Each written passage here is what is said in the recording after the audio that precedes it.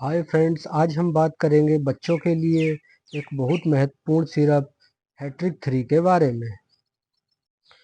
यह hat trick 3 syrup बच्चों में खांसी, जुखाम और बुखार के लिए सबसे ज़्यादा यूज किया जाने वाला सिरप है और यह एरिस्टो कंपनी द्वारा बनाया गया, जिसकी टैबलेट फॉर्म में और ड्रॉप फॉर्म में भी हमें मिलता है। हैट्रिक 3 सिरप में मुख्यतः पैरासीटामोल 125 mg पाया जाता है और क्लोरोफेरेनामाइन 1 mg पाया जाता है।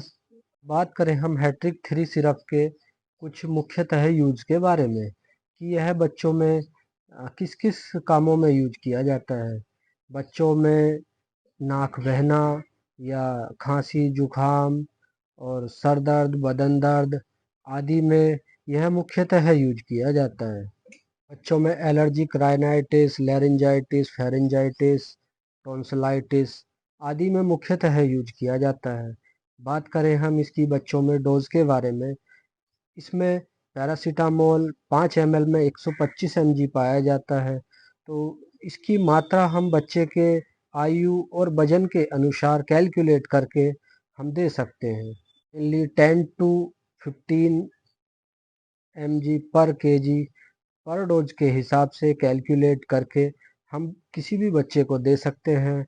हमने माना बच्चे का वेट 10 kg है, तो उसके अकॉर्डिंग हम अगर 10 mg पर kg से कैलकुलेट करते हैं तो हम 5 ml एक डोज दे सकते हैं बच्चे को, और यही डोज हम दिन में 3 से 4 बार रिपीट कर सकते हैं।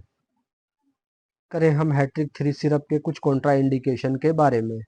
अगर बच्चे को हैट्रिक 3 सिरप से कोई एलर्जी हो रही है, या बच्चा कोई हार्ट पेशेंट है या किडनी पेशेंट है, या वॉमिटिंग होना, लूज मोशन होना, अगर ऐसे सिम्टम देखने को मिलते हैं तो उस कंडीशन में हमें हैट्रिक 3 सिरप बंद कर देना चाहिए। आज के लिए बस इतना ही। अगर आपको मेरी वीडियो थोड़ी पसंद आई हो तो please like and subscribe my channel.